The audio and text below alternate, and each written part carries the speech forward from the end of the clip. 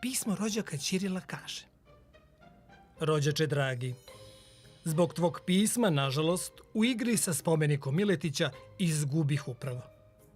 Igrali smo ko će prvi ruku da spusti.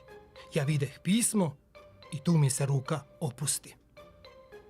Nije tajna šta je grebeno, niti je veliko, niti maleno. Ali da bi kustos umjesto kustoskinje bio, u zagonetku sam ti odgovor skrio.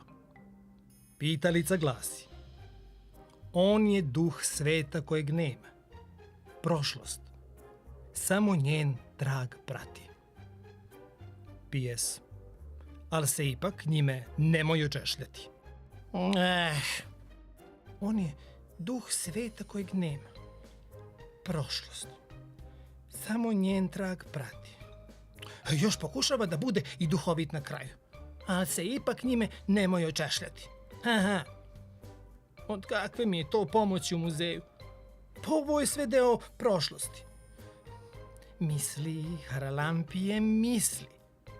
Prošlost, duh sveta kojeg nema.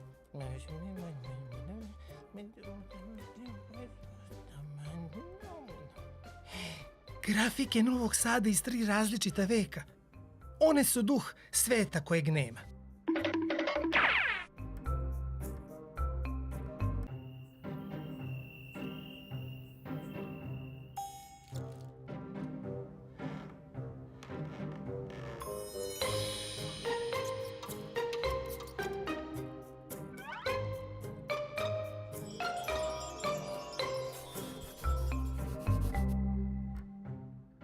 Novi Sad je prvi put nacrtan pre čak 3 veka. Predstavio ga je Zaharije Orfelin po narudžbini udruženja stolara i licidera. To su stare zanatlije koje su pravile liciderska srca. Ja ih i sad ponekad gricnem kad odem na vašar. Svako udruženje zanatlija imalo je svoje cehovsko pismo, dokument organizacije. Oko dokumenta nacrtan je Novi Sad. Tu je 7 crkava i evo je i Petrovaradinska tvrđava. Ovo ispod je Novi Sad pre 140 godina. Tu je i malo jezero u sredini. Pa to mora da je sadašnji Dunavski park.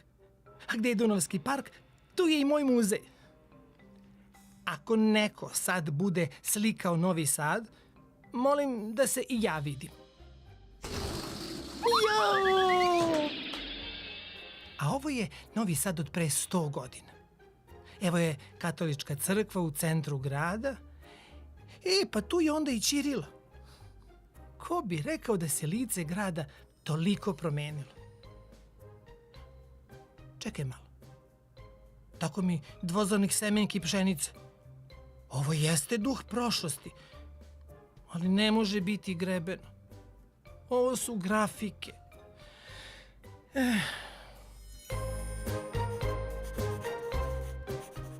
Dragi Ćirilo, ipak će mi trebati još jedna zagonetka. P.S. Nemoj se praviti da si duhovit.